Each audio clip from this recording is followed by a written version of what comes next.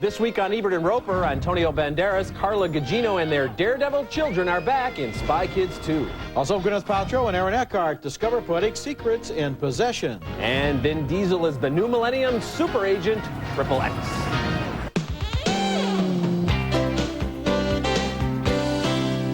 What's the big deal with these guys? We got criminals like this in the U.S. Your job is to gather intel, not ask questions. Well, I did my job.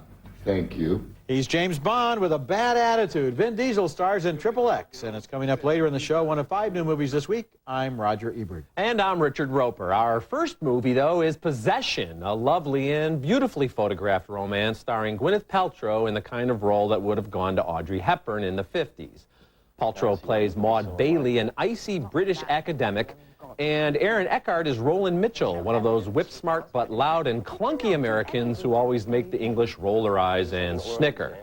Roland has made an important discovery about a legendary 19th century poet named Randolph Henry Ashe. They're practically love letters. Well, they're racy, actually. See, Ashe, supposedly, never even looked at another woman. I mean, not even glanced at one his entire marriage. Can you imagine what would happen if I could prove that Mr. Perfect Husband had this, like, Shakespearean-type dark lady thing going? In the flashback romance, Jeremy Northam plays the unhappily married Randolph, and Jennifer Ely is Christabel Lamotte, who becomes his secret and grand passion. I shan't forget the first glimpse of your form. I have dreamt nightly of your face. I cannot let you burn me up. Nor can I resist you. For 100 years, it was thought that Randolph's poems were about his wife, and he was held up as the poet laureate of monogamy. As Maud and Roland team up like a pair of mismatched detectives to learn if Christabel was really Randolph's great love, they're drawn to one another. I have difficulty with compliments and such.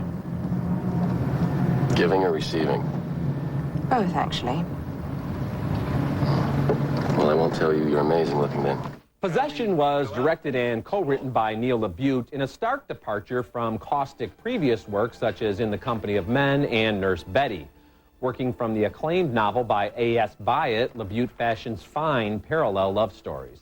There are some stunning touches, especially when Maud and Roland inhabit spaces occupied a century earlier by Randolph and Christabel. Possession reminds us that the real joy and value in studying history is connecting not with tangible things, not even great poems, but with the people who walked before us. Oh, I really love this movie. It kind of reminded me a little bit of The Prince Lieutenant's Woman and the way it goes back and forth between a couple now and a couple then. It's so literate, it's so thoughtful, it's so kind of like a detective story in the way that as they find out bits and pieces about this earlier romance, they can't avoid the implications for themselves right now in the here and now. Yeah. And, you know, the writing, the acting, everything is just so delicate and so absorbing. Sometimes in stories like this, you prefer one far more than the other, and you keep saying, well, go back in time, or I want to see the modern romance. But in this case, the pacing is nicely done by Neil LaBute, who, as I mentioned, has done some really hard-edged stuff before, but he lets the story tell itself at a nice pace. We know who's going to fall in love and how they're going to fall in love. The bigger mysteries are actually back in the 19th century, and a real kind of bittersweet ending as well. You know, Neil LaBute is a major new writer and director, as far as I'm concerned, ever since his first movie.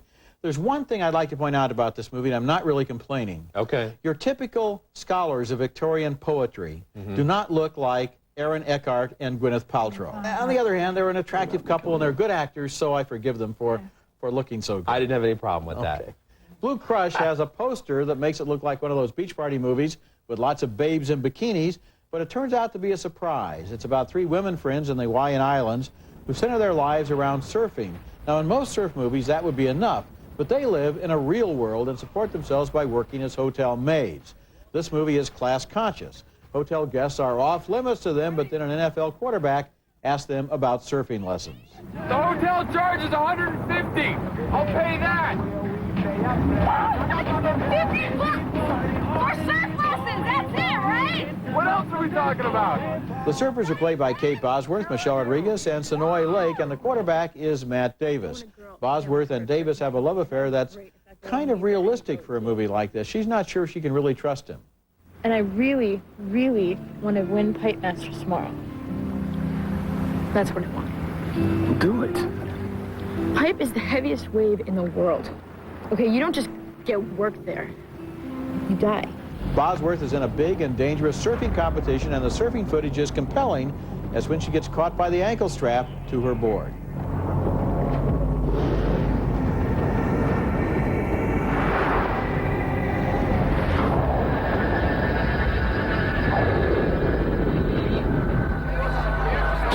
Blue Crush is based on a magazine article called Surf Girls of Maui, which would have been a better title for the movie, by the way. And the reporting pays off, showing how surfers use the local economy to support their lifestyles while living only for the challenges of the big waves. Michelle Rodriguez has a key role as the friend who's afraid Bosworth is going to trade her chance at winning for a one-night stand. The director, John Stockwell, also directed last year's excellent movie, Crazy Beautiful, and he knows what he's doing. Well, I like the movie a lot. You're wrong about Surf Girls of Maui. That would have sounded like a John Waters film. So I think Blue Crush is a good title. Okay, what does it mean? It sounds like a new soft drink, That's right? That big wave coming at you. And Kate Bosworth is wonderful. The camera loves her here. The story is kind of Flashdance on a surfboard. The romance is okay. I don't really buy these guys who are playing the pro football players. They don't look like NFL all-stars to me. But that's not the point. The point is that the friendship between the girls is really strong. And the surf scenes are amazing. Because this is not Gidget on a surfboard in front of a blue screen somewhere. We feel like we're underwater, as you mentioned. I mean, the camera work is really great. Well, they do use some digital effects to get those waves. Well, and get the I would waves, assume so. Pretty well done. But I agree with you about these three women because they live for surfing. And then they're hotel maids. And some of the details about their jobs in the hotels are kind of graphic and gross dramatic. and funny, Yes, but funny, you know, funny stuff. I mean, real nice chemistry between the girls. We really sense that they have these lives. They have to get up in the morning if they want to go surf, and then they've got to work their jobs. But don't you think now her relationship with the guy, she kind of knows that he's going to go home, or she's afraid of that. She doesn't know exactly where she stands. And her ambiguity in choosing these two roles, for being a surf champion and being a bimbo, and she's aware of those two choices. Is very interesting. It's one of the best fictional movies ever made about the whole surf culture. Okay, coming up later in the show, Vin Diesel is Cage, Xander Cage in XXX. Kiss this guy. And young secret agents face new foes in Spy Kids 2. And coming up next, 3 of the best new movies on home video. Ebert and Roeper's Thumbs Up Video is brought to you by Nestle Raisinets. At the movies or at home, Raisinets. Hurry up, man. Okay, hurry up. Here, I'll tell you what to do. No, man. I ain't give you're gonna give it a shot. No, you're gonna give it a shot. I ain't giving it a shot. I never done this before. I ain't never done it before either, all right? I ain't starting now. Look, In 1994, Quentin Tarantino's Pulp Fiction arrived like an adrenaline shot to the heart of cinema, thrilling fans with its multi-layered story and its vibrant energy. It was the best film winner at Cannes. It garnered 7 Oscar nominations, grossed more than $200 million, and jump-started John Travolta's, at the time, sagging career. The collector's edition DVD includes a Pulp Fiction trivia feature option. I heard you did a pilot. That was my 15 minutes. What was it? It was a show about a team of female secret agents called Fox Force 5. The ever-manic Tarantino provides the setup for a half-dozen deleted or extended scenes. Actually, of all these scenes, it's the one that I almost kept in. All right, you know, right down to the wire, and at the last minute, we don't want to be here, unfortunately, but I won't be there. The bonus materials also include a behind-the-scenes montage at Jack Rabbit Slim's, a documentary featuring interviews with all the major players, and the complete Siskel and Ebert special on the Tarantino generation from 1995. I'm Gene Siskel of the Chicago Tribune. And I'm Roger Ebert of the Chicago Sun-Times. Rarely in our years on the movie beat has a new director become as hot, as fast as Quentin Tarantino. Pulp Fiction has been released before on video, but the collector's edition is a must-have. Yeah, this is one of the best DVD packages I've ever seen, and since you picked Pulp Fiction, why don't we make this a Tarantino weekend? I'd like to recommend the collector's edition of QT's 1997 film Jackie Brown, which also just came out on DVD and is based on a novel by Elmore Leonard. The key relationship is between Pam Grier as a scam artist and Robert Forster as her bail bondsman. She needs to pull off a perfect scam or she'll wind up in a car trunk, and as the movie follows her devious plan, she grows quietly closer to the veteran bondsman. If I saw an opportunity to walk away with a shopping bag full of money, would I take it? Well, you know where it came from. It's not like it's somebody's life savings. It wouldn't even be missed. And if Pulp Fiction and Jackie Brown aren't enough of a double feature, Tarantino's first film, Reservoir Dogs, will be released on DVD and video on August 27th. Here are your names. Mr. Brown, Mr. White, Mr. Blonde, Mr. Blue, Mr. Orange, and Mr. Pink. Why am I Mr. Pink? A Quentin Tarantino three-peat, our thumbs-up video recommendation this week. And coming up later in the show, Samuel L. Jackson taps daredevil Vin Diesel to become Agent XXX. And coming up next, the pint-sized secret agents are back with new gadgets in Spy Kids 2. Would you like fries with that? Ow!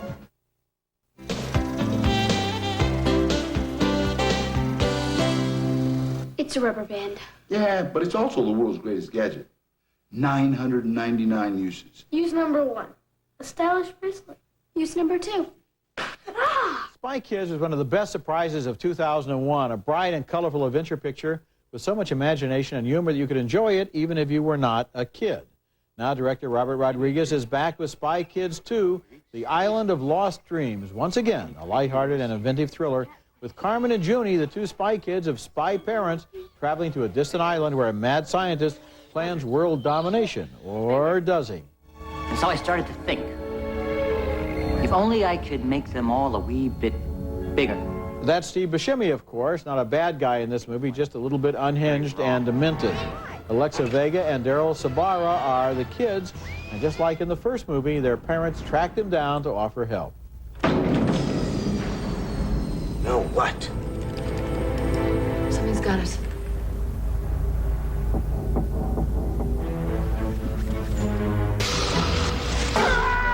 What is it? Your mother. Antonio Banderas and Carla Gugino have fun as the worry-wart parents, as do Ricardo Montalban and Holland Taylor as the spy grandparents who come to look after their kids. Robert Rodriguez has a free-ranging imagination. You can see it at work in such creations as 8-legged spider monkeys. There's also a 2-headed sea monster that's actually sort of lovely. Rodriguez says the key to Spy Kids 2 is that he shot it on high-definition digital video, allowing him to improvise and keep the energy up, and I guess he succeeded. Well, I like that opening sequence. It's a lot of fun, but I give this thumbs down. I didn't like the first one enough to recommend it. I like this one even less. First of all, how are they spy kids? They're not spy kids. They're kids who go to this island and do battles with, you know, skeletons who come to life and spy mutant creatures. But they're not. There's not a spy thriller intrigue plot here. That's a meaningless technicality. No, it's not, because it would be interesting to me if these little kids actually were spies. But just to send them to this island, Roger, where they do battle against these CGI effects is not very interesting to me. Is James Bond a spy? Yes, James Bond is a spy. Does he go to islands? Does he go to islands? And does he fight guys who are trying to take over the world? He does not fight skeletons that come to life. It's not believable that they're fighting living skeletons? No, I'm just saying that it's not that interesting that they're fighting these skeletons. We can go see The Mummy Returns for that sort of stuff. And to go back to the first movie, again, I'm sorry, these two little kids are not very good actors, and they have to carry a lot of the script, and I just don't think they have much personality. They're not that interesting to watch, carry a whole movie. And the plot with the grandparents is something like straight out of Bewitched. Both of these movies are superb family entertainments, and they're a lot of fun, and they're colorful, and they're funny, and they're fast-moving, and they're inventive, and they're original, and they're creative. There are 2 of the things you said out of those 9 things you listed there, which is not enough for me to recommend it. Okay, we got to move on. Okay, this movie's called 24-Hour Party People. I found this to be a trippy and exuberant ride through the post-punk music explosion in Manchester, England in the late 70s and throughout the 80s.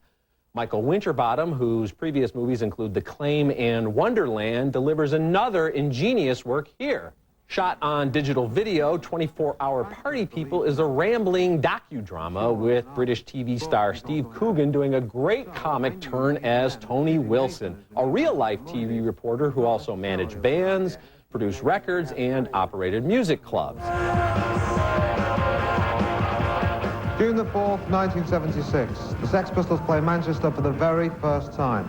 There are only 42 people in the audience, but every single one of them is feeding on a power, an energy, and a magic. In the early 80s, Tony's clubs were the British equivalent of Studio 54, but with edgier music and a less glitzy crowd. This is it. The birth of rave culture. The beatification of the beat. The dance age. This is the moment when even the white man starts dancing. Tony's Factory Records released seminal albums by bands such as Buzzcocks, Happy Mondays, and New Order, which started as Joy Division.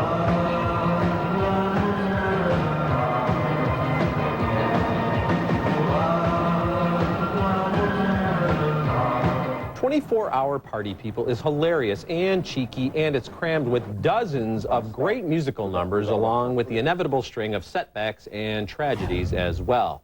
Marriages crumble, key players die far too young, Friendships fracture and dreams fall apart. That's pretty much the dark side of every rock and roll fable, but I like this one a lot. I loved it. And I love the character of Tony Wilson as played by Steve Coogan because he's this guy who keeps saying, I graduated from Cambridge, you know, I'm a serious journalist. At the same time, he's so cheerfully willing to prostitute himself in every possible way, and yet at the same time, he's so idealistic. So that at one point he signs a contract with blood, while at the same time saying, we don't have contracts. And I love the point when he's ready to sell out and he has nothing to sell. Yeah, he realizes we don't have really any contracts, we don't have any back catalog, we have nothing. I think a tribute to Michael Winterbottom as a director is even if you don't know anything about this music, you'll find this movie very entertaining. Yes, you will. Okay, our next movie is named XXX, and it stars Vin Diesel as a punk James Bond with a bad attitude. The movie follows the Bond formula exactingly, except that the hero, named Xander Cage, is covered with tattoos, and in real life he's not a spy, but an extreme sports star. When a madman gets his hands on a biochemical formula that could lead to world anarchy, no, this is not Spy Kids 2, Xander is made an offer he can't refuse by American spy master Samuel L. Jackson. Grand Theft Auto, reckless endangerment, and that little bridge stunt of yours makes you a three-time loser. Maybe you ought to call yourself XXX. But if you do what I want, I'll make all your little recent criminal transgressions go away and let you get back to that pathetic excuse of a life. The movie is crammed wall-to-wall with sensational stunts, including one where Xander deliberately starts an avalanche and then tries to outrun it while it buries the bad guys.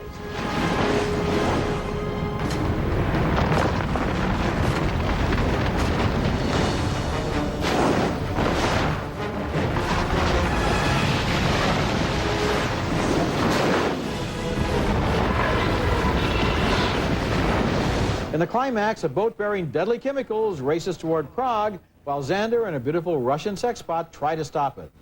Come on!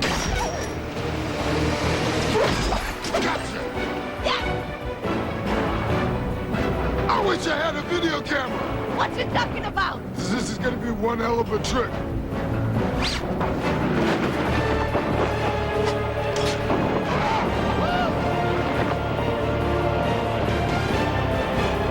The Russian beauty is played by Asia Argento, and just like in the Bond movie, she starts out with a villain, but then she begins to like the looks of the hero. By the end of the movie, they're basking together in Bora Bora in a story that pays every possible tribute to 007 except royalties. There are characters who are the equivalent of M and Q, and parachutes with flags on them, the whole Bond deal. Vin Diesel, who had a big hit last summer in The Fast and the Furious, is once again a convincing action hero who can handle ironic one-liners, which is about all the dialogue Xander Cage needs.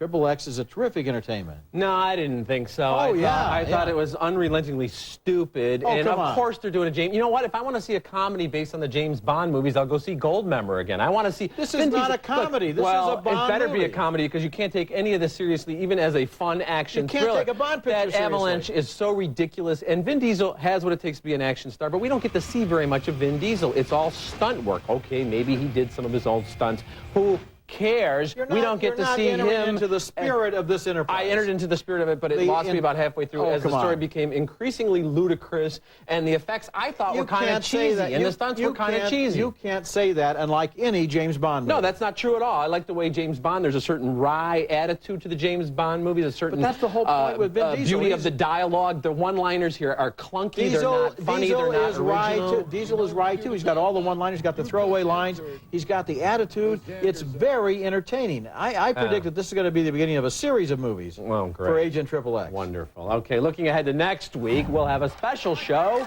Hooray for Hollywood. On last week's show, we gave 2 big thumbs up to Clint Eastwood's Blood Work, which actually opens this weekend. Wonderful job as a director and as the lead in this film. He plays a retired FBI agent who seems about to drop dead in every scene. And another movie that we reviewed last week that also opens this weekend is The Good Girl with Jennifer Aniston as a really bored retail clerk. Yeah, and there's some great supporting performances in The Good Girl as well. So 2 films that we talked about last week but are actually opening this week. We'll be right back.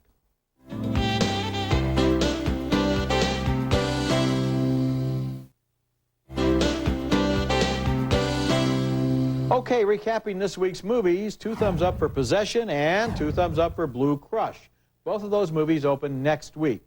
We split on Spy Kids 2, but 2 thumbs up, way up, for 24-Hour Party People. And finally, we split on XXX.